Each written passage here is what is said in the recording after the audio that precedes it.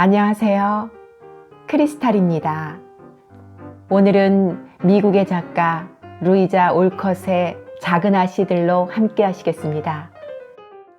구독, 좋아요, 알림 설정 부탁드립니다.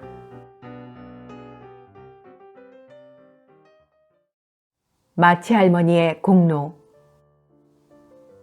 여왕벌 주위에 몰려드는 벌떼처럼 다음 날도 어머니와 딸들은 아버지 주위에서만 맴돌며 다른 일은 뒤로 밀어놓은 상태였다. 하지만 한 가지 일만은 해결이 필요했다. 부부는 매그 쪽에 시선을 돌리며 걱정스러운 표정으로 얼굴을 마주보았다. 그 모습을 본 조는 갑자기 발작을 일으킨 듯한 얼굴로 현관에 놓고 간 미스터 브루크의 우산에 주먹을 휘둘러댔다. 매그는 괜히 마음이 들떠서 말도 별로 하지 않고 수줍어하고 현관에 딸랑이만 울려도 깜짝 놀라고 존의 이름만 누가 말해도 뺨을 살짝 붉히곤 했다. 오후가 되어 로리가 창 앞을 지나가다가 창가에 선 매그를 보고는 한쪽 무릎을 꿇고 가슴을 치며 머리를 쥐어뜯는 신용을 하다가 손을 내밀어 뭔가를 간절히 기원하는 모습을 해보였다. 그리고 매그가 바보 같은 짓은 그만하고 저리 가요 라고 말하자 눈물에 젖은 손수건을 짜는 신용을 하며 절망적인 표정으로 비틀비틀 모퉁이를 돌아갔다. 바보 같아. 도대체 왜 저러지? 매그는 웃으면서 시치미를 뗐다. 언니의 존이 지금 저런 상태라는 거야. 가슴이 찡하게 아프지? 존은 경멸하는 듯한 어조로 말했다. 언니의 존이라니 그런 말 마. 천한 표현인데다 우선 그건 사실이 아니니까. 그러나 매그는 그 이름의 여운이 듣기 좋았던지 다시 말했다. 나를 난처하게 하지 마라 조. 전에도 말했잖아. 그분을 그토록 좋아하지 않는다고. 그러니 이러쿵 저러쿵 할 이유가 없어. 그저 모두가 친절하게 전처럼 친구로 지내면 돼. 그건 무리야. 아무것도 모른다면 또 몰라도 이미 언니는 변했고 자꾸만 내게서 멀어지는 것 같아. 굳이 난처하게 하고 싶은 생각이 없어서 참고는 있어. 하지만 빨리 결말이 났으면 좋겠어.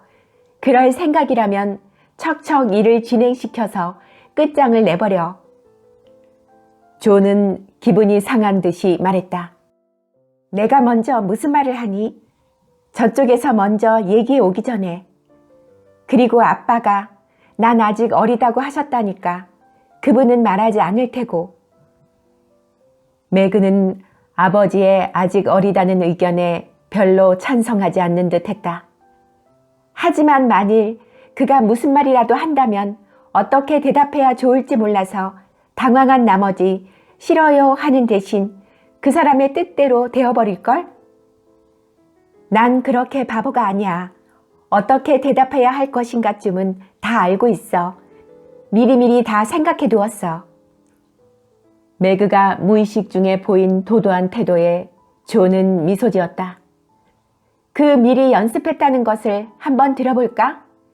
조는 다시 경의를 표하며 말했다.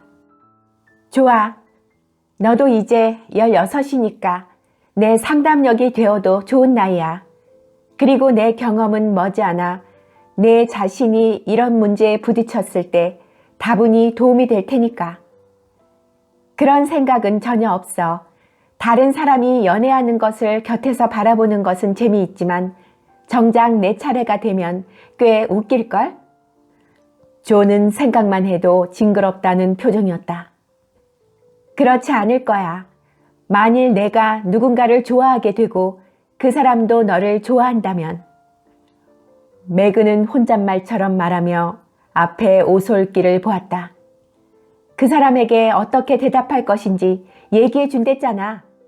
조는 언니의 생각을 일부러 방해하듯이 말했다. 그래, 그저 조용히 분명하게 이렇게 말할 작정이야. 고맙습니다, 미스터 브루크. 그렇게 말씀해 주시니 하지만 저는 지금 당장 답을 드리기 전에 아직 어리다는 아빠의 의견이 옳았다고 생각합니다. 그러니 이제 아무 말씀도 마시고 예전처럼 친구로 지내요. 네? 아이고, 딱딱해. 아무튼 그렇게 순조롭지도 않을 것이고 또 그렇게 말했다 해도 그가 가만히 있지 않을 거야. 만일 그 사람이 소설에 나오는 시련한 사람처럼 굴면 언니는 상처를 주는 게 안타까워서 생각을 바꾸고 말걸? 그럴 리는 없어. 나 결심을 바꿀 수는 없어요. 하고 방에서 후딱 나가버릴 거야. 매그가 일어나 그 후딱 나가버리는 장면을 연습하려고 하는 순간 현관에 인기척이 났다. 매그는 후다닥 본래의 자리로 뛰어가 바느질감을 들고 정신없이 바늘을 움직였다. 조는 언니의 이런 태도에 웃음을 참으며 문을 열었다. 안녕하세요. 우산을 놓고 가서. 아니, 아버님의 차도는 좀 어떠신가 하고. 미스터 브루크는 두 사람을 보자 당황했다. 네, 우산꽂이에 있어요. 갖다 드리겠어요. 아버지께 오셨다고 말씀 전하겠어요. 조도 갑작스런 일이라 당황스럽게 방을 나갔다. 미리 연습한 대답을 차분히 할 수 있는 기회를 언니에게 주기 위해서. 그러나 조가 나가자 매그는 문 쪽으로 걸음을 옮기며 모기 소리만 하게 말했다. 좀 앉으세요. 엄마를 모셔오겠어요. 아니, 여기 그냥 계셔주세요. 내가 두렵습니까, 마가레트? 미스터 브루크가 너무도 괴로운 표정을 지었으므로 매그는 뭔가 크게 신뢰되는 행동을 한 느낌이었다. 마가레트라고 불리는 것도 처음이었고 그 목소리의 울림이 달콤하게 가슴에 스며드는 듯해서 깜짝 놀라 이마까지 새빨개졌다. 그러나 친구처럼 자연스러운 태도를 취하려고 친절하게 손을 내밀며 감사의 말을 했다. 아빠한테 그렇게 잘해주셨는데 무서워할 리가 없잖아요. 어떻게 감사를 드려야 좋을지. 지금 그걸 가르쳐 드릴까요? 미스터 브루크가 조그만 매그의 손을 두 손으로 꼭 쥐고 그 갈색 눈동자에 사랑을 담아 극이 쳐다봤기 때문에 매그는 마구 가슴이 뛰었다.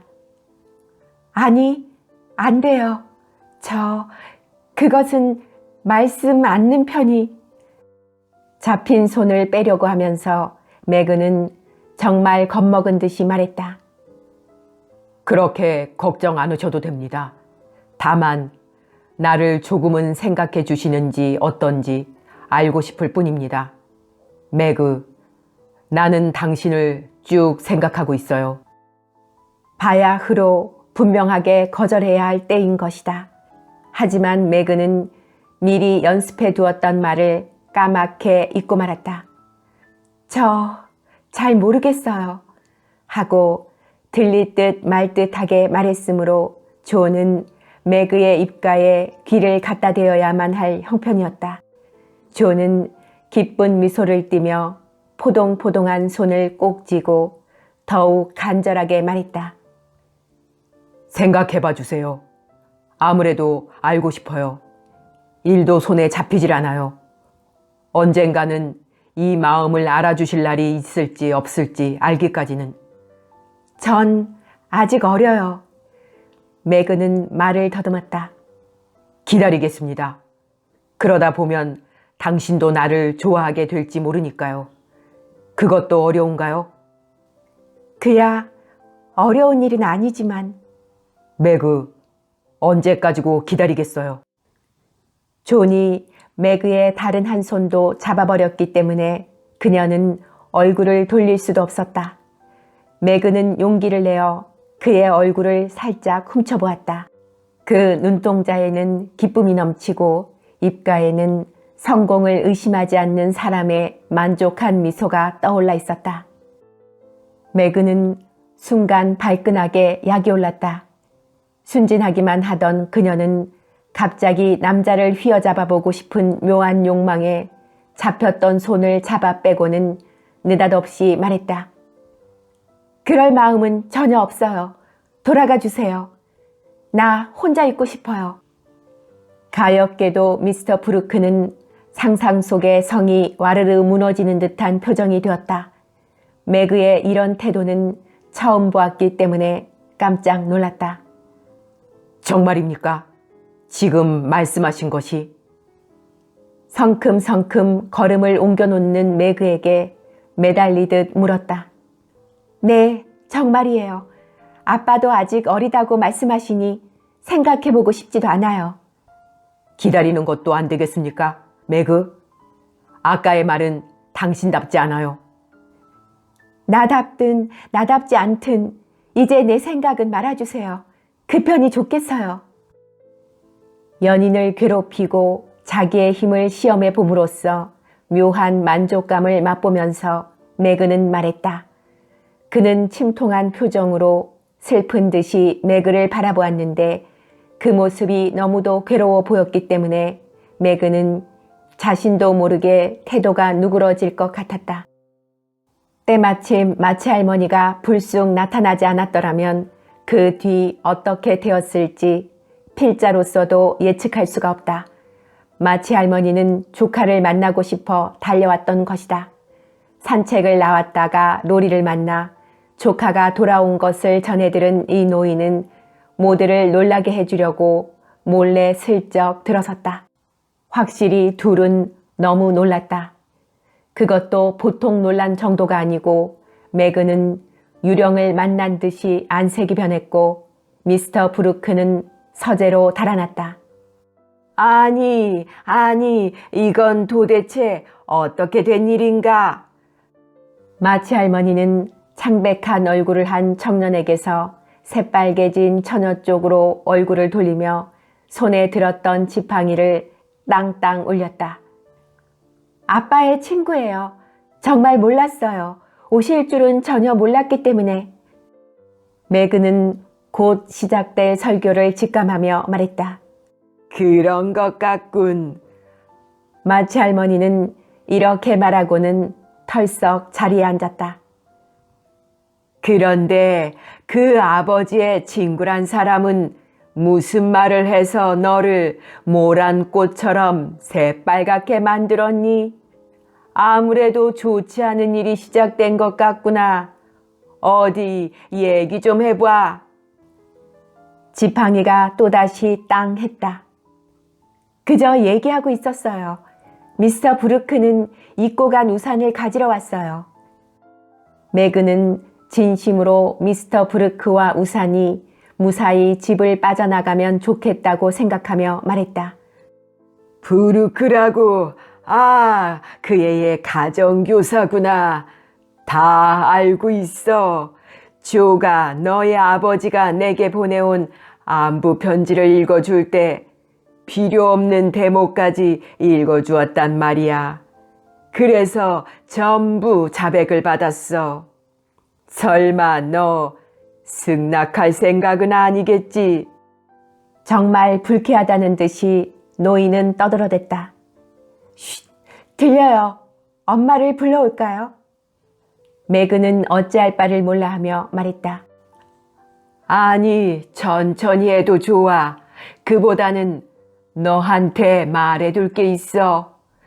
너 그 브루크인가 뭔가 하는 남자하고 결혼할 생각이니? 만일 그렇다면 나는 단 1페니도 너한테는 안 줄 테다. 잘 생각해서 바보 같은 짓은 않는 게 좋아. 노인은 거만하게 다짐을 두었다. 그런데 마치 할머니의 이 말은 온순한 사람에게도 반항심을 불러일으키기에 충분했다. 그리고 인간이란 아무리 얌전한 사람이라 할지라도 외고집인 일면이 있는 법이다. 특히 젊어서 사랑을 할 때는. 만일 마치 할머니가 매그에게 브루크 청년의 구애를 받아들이라고 했더라면 다분히 매그 쪽에서 펄쩍 뛰었을 것이다. 그러나 그녀는 막무가내로 사랑해서는 안 된다는 명령을 받았으므로 즉석에서 마음을 굳히고 싫어도 좋아하겠다고 마음먹었다. 이미 마음도 움직이고 있었던 터에 이런 고집이 작용해서 매그는 빠르게 결단을 내렸다. 그리고 할머니가 나타나기 전에 이미 흥분했던 매그는 전에 없이 용감하게 할머니에게 도전했다. 나는 자신이 선택한 사람과 결혼하겠어요.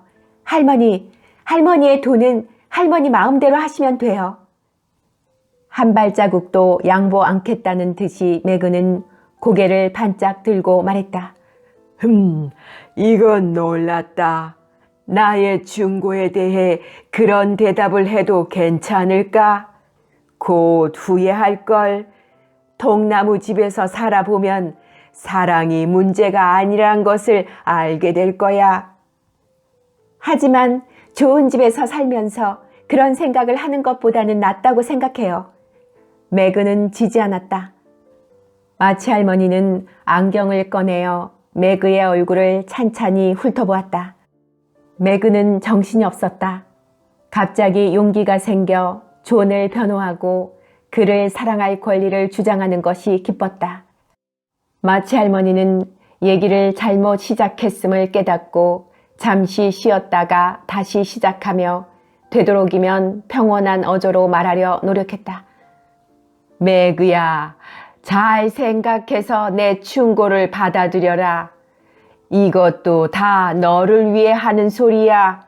괜히 발을 잘못 내디뎌서 일생을 헛되이 하는 일이 없도록 하기 위해서야. 너는 좋은 데로 시집을 가서 친정에 도움이 되어야 해. 부잣집 아들과 결혼하는 것이 너의 의무다. 이것을 명심해라. 아빠도 엄마도 그렇게는 생각하지 않고 계세요. 두 분 모두 존을 좋아하세요. 그분은 돈은 없지만 너의 양치는 세상 모르는 그야말로 애들과 마찬가지야. 그래서 더 좋아요. 매그는 결연히 말했다. 마치 할머니는 매그의 말에는 귀도 안 기울이고 자기 설교만 계속했다. 부르크란 사람은 가난하고 특히 부자 친척도 없지? 없어요. 하지만 힘이 되어줄 친구들은 많아요. 우정은 생활의 보탬이 되지 않아. 특히 돈 문제가 되면 전부 모른 척 한다고. 당해보면 알아. 직장은 갖고 있니? 아직은요. 하지만 로렌스 할아버지가 주선해 주실 거예요. 그게 어느 세월이 될지 제임스 로렌스란 영감은 믿을 만한 사람이 못 돼. 내 말을 듣고 좋은 인연을 맺으면 평생을 편하게 지낼 텐데 너는 머리가 좋은 아이인 줄 알았는데. 평생의 반을 기다려도 이렇게 좋은 연분은 없다고 생각해요. 존은 훌륭한 분으로 머리도 좋아요. 재능도 타고났어요. 무척 부지런하니까 뭘 해도 잘 될 거예요. 용기도 있고 실력도 있으니까요. 저는 오히려 돈도 없고 어려서 아무것도 볼 게 없는 저를 그분이 사랑해 주시는 것이 기뻐요. 단숨에 이렇게 말한 매그의 얼굴은 더 아름다워 보였다. 저쪽은 너에게 부자 친척이 있다는 것을 알고 있어. 아무래도 목적이 그것 같아. 할머니, 어쩌면 그런 말을? 존은 그런 천박한 생각을 할 리가 없어요. 매그는 발끈했다. 이 노인의 지나친 생각에 흥분하여 언성을 높이고 말했다. 나의 존은 돈을 목적으로 한 결혼 따위 절대로 하지 않아요. 우리들은 열심히 일하고 그리고 기다리겠어요. 가난한 것 좀 조금도 두렵지 않아요. 이제까지도 쭉 행복했었고 그분과 함께라면 앞으로도 쭉 행복할 거예요. 왜냐하면 그분은 나를 사랑해 주시고 나도 그분을. 여기서 매그는 말이 막혔다. 아직 그처럼 확실하게 마음이 결정되지 않았음이 갑자기 생각났기 때문이었다. 그리고 그 나의 존에게 돌아가 달라고 말했던 사실도 함께 이와 같은 모순된 행동을 그가 엿듣고 있을지도 모른다는 생각이 들었다. 마치 할머니는 벌컥 화를 냈다. 전부터 이 아름다운 소녀에게는 좋은 짝을 만들어줘야지 하고 마음속으로 생각하고 있었기 때문이었다.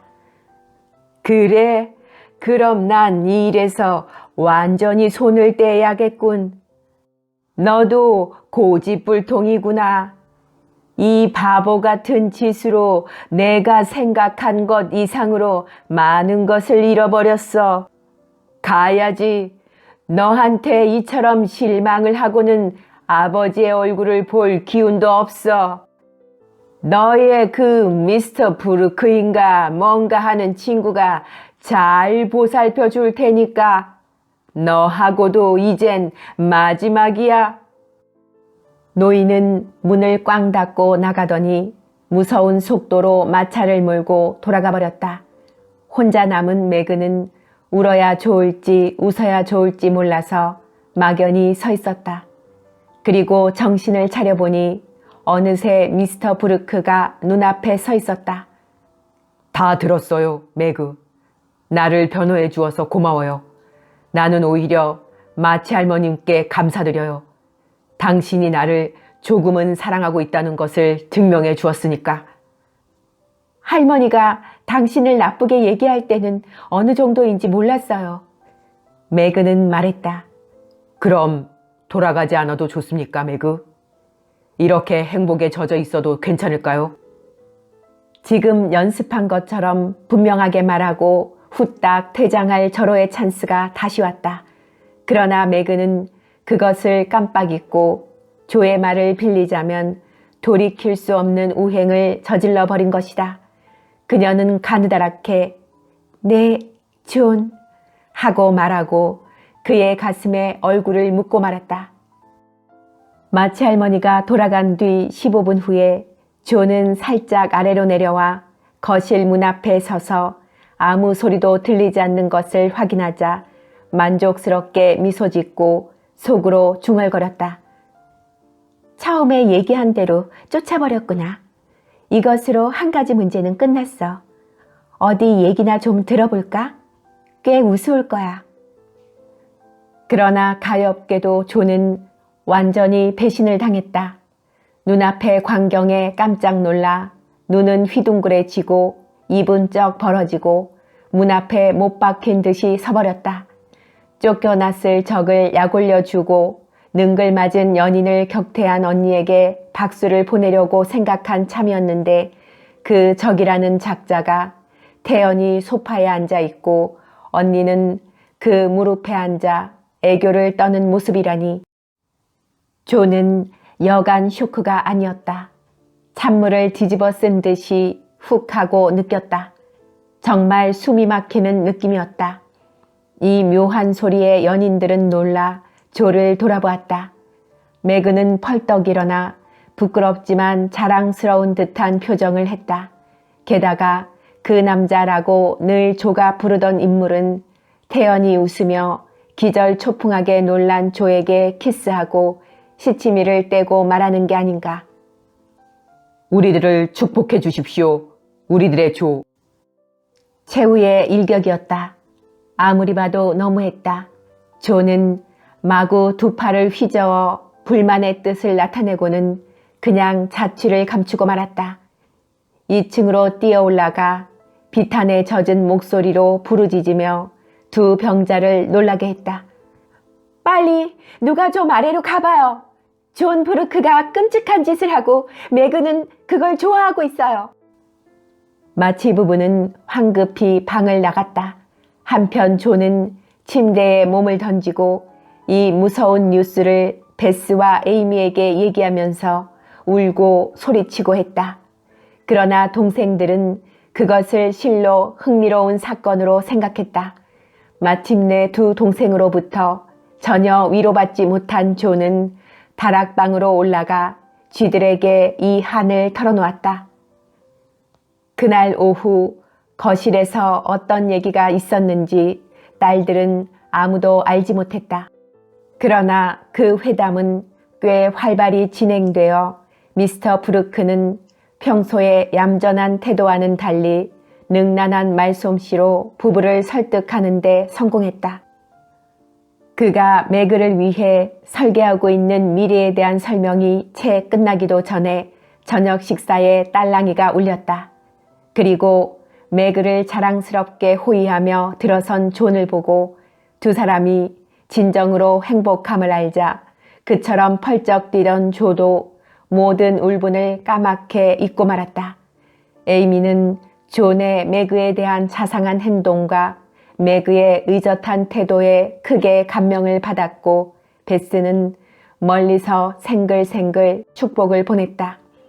그리고 마치 부부는 흐뭇한 만족감에 도취되어 젊은 두 사람을 지켜보고 있었다. 이 집의 최초의 로맨스가 시작된 지금 오래된 이 식당까지 갑자기 밝아진 것 같았다. 언니, 이젠 좋은 일이 일어나지 않는다는 말 못할 거야. 에이미는 말했다. 그래, 물론 못하게 됐어. 그런 말을 하고 나서 얼마나 많은 일들이 있었는지. 매그는 평화롭고 즐거운 꿈속에서 헤매고 있었다. 이번에는 슬픈 일들의 뒤를 이어서 차례차례로 기쁜 일들이 생기는군요. 이제부터는 좋은 일만 있을 것 같아. 마치 부인은 말했다. 어느 가정이든 가끔 연속적으로 일이 생기는 해가 있는 법이에요. 금년은 아마 그런 해였던가 보지만 끝이 좋은 것 같군. 내년에도 좋은 해이기를. 조가 말했다. 자기 앞에서 매그가 다른 사람에게 마음이 빼앗겨 황홀해하고 있는 것을 보기란 그녀로서는 괴로운 일이었다. 조는 한정된 사람을 진정으로 사랑하는 성격이었으므로 그 사랑을 잃거나 하는 것은 두려운 일이었다. 내년에는 더욱 좋은 일이 있기를, 아니, 꼭 그렇게 되도록 노력하겠습니다. 미스터 브루크는 그에게 있어서 모든 일이 가능해진 듯 매그에게 미소 지으며 말했다. 기다리기가 지루하지 않을까? 에이미는 하루빨리 결혼식을 보고 싶었다. 배울 것이 산처럼 쌓여 있어 그 사이에. 난 오히려 빠른 느낌이야. 매그는 전에 없이 상냥하고 엄숙하게 말했다. 당신은 그저 기다리고만 있으면 돼요. 내게 모든 것을 맡겨줘요. 조는 우선 그 시작으로 매그가 떨어뜨린 냅킨을 주우며 말했다. 그때의 표정을 보고 조는 기가 막혀 라고 생각했지만 현관에서 노크 소리가 나자 안도의 한숨을 쉬었다. 로리야, 이제 좀 그럴듯한 대화가 될 것 같군. 그러나 그것은 조의 착각이었다. 로리는 미세스 존 브루크라고 쓴 신부용의 큰 꽃다발을 안고 밝은 표정으로 나타났다. 선생님은 반드시 성공하리라고 생각했어요. 언제나 그랬으니까. 한 번 하려고 마음먹은 것은 하늘이 무너져도 반드시 해치우니까. 로리는 축복의 말과 함께 선물을 증정하고 나서 이렇게 말했다. 칭찬의 말씀 감사합니다. 이것은 장례를 위한 길조로서 받아들이고 이 자리에서 즉각 결혼식에 초대합니다. 미스터 브루크는 장난스럽게 대답했다. 지금 그는 전 세계를 얻은 듯한 기분인 것이다. 장난꾸러기 제자까지도. 지구 끝에 있더라도 오겠어요. 그때의 조의 표정을 보는 것만으로도 긴 여행을 할 가치가 있을 테니까. 뭔가 심드렁한 표정이군, 조 아가씨는. 웬일이지? 거실 구석까지 조를 쫓아가서 로리는 짓궂게 물었다. 다른 사람들은 로렌스 할아버지를 맞으러 나갔다. 매그를 체념하는 것이 얼마나 괴로운 일인지 로리는 몰라. 조의 목소리는 떨렸다. 체념하다니 우스운데 반씩 나눠 갖는다고 생각하면 돼. 로리는 위로했다. 하지만 다시는 전처럼 되지 않아. 나는 가장 친한 벗을 잃어버렸어. 조는 한숨을 쉬었다. 내가 있어. 별로 힘이 되지 못한다는 것은 알고 있지만 하지만 내가 언제든지 곁에 있겠어. 평생이라도 좋아. 로리는 진정이었다. 그건 알고 있어. 항상 감사하고 있어. 덕분에 무척 즐거워, 로리. 조는 감사의 마음으로 로리와 악수했다. 좋아. 그럼 이제 우울할 건 없어. 그래, 이것으로 좋게. 매그는 행복하지. 브루크 선생은 곧 직장을 마련할 것이고, 매그가 자기의 작은 집에서 살림하는 것을 상상만 해도 즐거워. 매그가 시집가고 나거든 둘이서 왕창 즐겁게 지내. 같이 외국에 가거나 여행을 하든가. 이제 조금은 마음이 풀렸을까? 그야 기뻐. 하지만 3년 사이에 무슨 일이 일어날지 모르는걸. 조는 생각에 잠긴다. 그건 그렇겠지. 앞날이 훤히 내다보여서 우리들이 그 무렵에는 어떻게 되어 있을지 알고 싶지 않니? 난 알고 싶어. 난 싫어. 뭔가 슬픈 일이라도 있으면 어쩌지? 저 봐. 모두가 지금은 저렇게들 행복해. 이 이상 행복해질 리가 없다고 생각해. 조는 천천히 방 안을 둘러보았다. 그리고 그 눈동자는 장래의 행복이 비치기라도 하는 듯 아름답게 빛났다. 아빠와 엄마는 나란히 다가앉아 20년 전에 있었던 로맨스의 첫 장을 다시 조용히 펼치고 있었다. 에이미는 혼자 떨어져서 둘만의 아름다운 세계에 있는 연인을 그리려고 애를 쓰고 있었다. 그러나 그들이 발산하는 빛은 이 애송이 화가가 그리기에는 다소 어려운 아름다움을 간직하고 있었다. 베스는 소파에 누워 로렌스 할아버지와 즐겁게 얘기하고 있었다. 이 늙은 친구는 그의 어린 친구의 손을 꼭 잡고 있었다. 그 손에 인도되어 그녀가 걸어온 평화의 길을 함께 걸을 수 있다고 믿기라도 하듯이 조는 낮은 의자에 편안히 앉아 그녀에게 가장 어울리는 조용한 사색적인 표정을 띠고 있었다. 그리고 로리는 그 의자의 등받이에 기대어 서서 우정이 담긴 미소를 지으며 조를 보았다. 매그, 조, 베스, 에이미, 네 자매 위로 막이 내린다. 이 막이 다시 오르고 이야기가 계속될지는 오직 이 작은 아씨들로 명명된 가정극 제1막의 반향에 달려있다.